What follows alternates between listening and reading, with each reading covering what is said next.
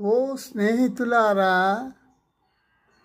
నేను అడగబోయే ప్రశ్నలకు చక్కగా స్వానుభవము దృష్టిలో పెట్టుకొని నిర్భయముగా విమర్శనాపూర్వకంగా సమాధానం ఇవ్వండి. నా ప్రశ్నలు దయచేసి శ్రద్ధగా వినండి. 1.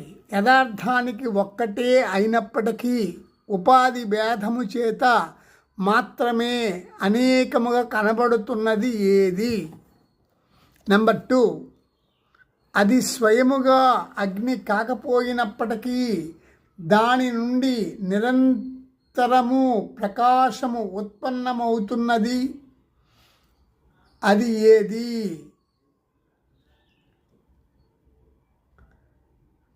3, అత్యంత దూరముగాను అత్యంత సమీపముగాను ఉండేది ఏది? నెంబర్ 4, ఏది లభించిన తరువాత ఇక అంతకు మించిన లాభము కలుగజేయనిది కానీ లాభమైనది కానీ కోరతగినది కానీ ఉండదో అది ఏది? నెంబర్ 5, ఒక మహాసముద్రము ఉన్నది, అందులో సహజంగానే అసంఖ్యాకంగా తరంగాలు ఉన్నాయి. అయితే ఆ సముద్రంలో తరంగాలన్నీ జలం కంటే వేరైనవి కాదు కదా. అట్లాగే ఈ కల్పనామయ జగత్తులన్నీ ఒకానొక దానికంటే ఏమాత్రము వేరైనవి కావు, అది ఏది?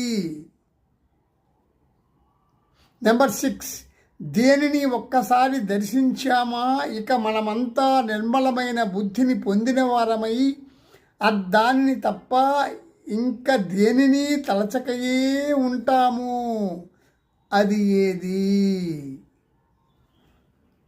ఇవి 6 ప్రశ్నలు. వీటికి మీరు సమాధానపరచాలి. సమాధానం ఒకటే. ఆ సమాధానం ఏమిటో వినండి. ఈ ప్రశ్నలన్నిటికీ సమాధానము ఏకరీతిగా ఒక్కటే అయి ఉన్నది. అది నామరూపరహితము. ముముక్షూలమగు మనము మన సౌలభ్యము కొరకు దానిని బ్రహ్మము అంటున్నాము. అది మనందరి యొక్క అద్వితీయమగు సచిదానంద విశేషపూరితమగు ఆత్మయే. ఇది సరైన సమాధానం 6 ప్రశ్నలకు.